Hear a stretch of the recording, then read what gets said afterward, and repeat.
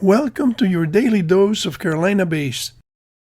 A layer of dark soil, called a black mat, marks the transition between our modern world and a land previously populated by large animals like mastodons, short-faced bears, and giant armadillos. This is an image of the Murray Springs Clovis site in Arizona. The term Younger Dryas refers to a cooling period that started 12,900 years ago and lasted for 1,300 years. The word Rancho La Brea is derived from the Rancho La Brea fossil site, which is more commonly known as La Brea tar pits in Los Angeles, California. The Rancho La Brea termination refers to the time when the Pleistocene animals such as mammoths and saber-toothed tigers became extinct at the onset of the Younger Dryas cooling event. Haynes says that the extinction of the megafauna appears to have been catastrophic, seemingly too sudden and extensive for either human predation or climate change to have been the primary cause. Haynes acknowledges the recent evidence for an extraterrestrial impact, but he does not find it compelling yet. The paper by Haynes has a map of the United States showing 57 locations with black mats of Younger Dryas age represented as filled circles.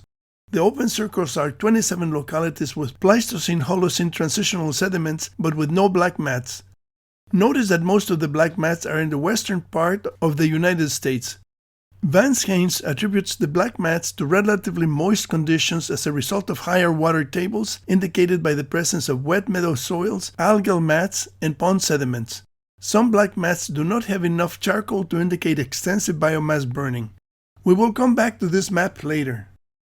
When we draw a circle with a radius of 1,500 kilometers from Saginaw Bay, which is thought to be the location from where the glaciarized boulders were ejected by an extraterrestrial impact, we notice that the black mats are found mostly beyond the 1,500 kilometer radius, away from where the secondary glaciarized bombardment occurred. Similar surface dynamics may have been responsible for the black mats.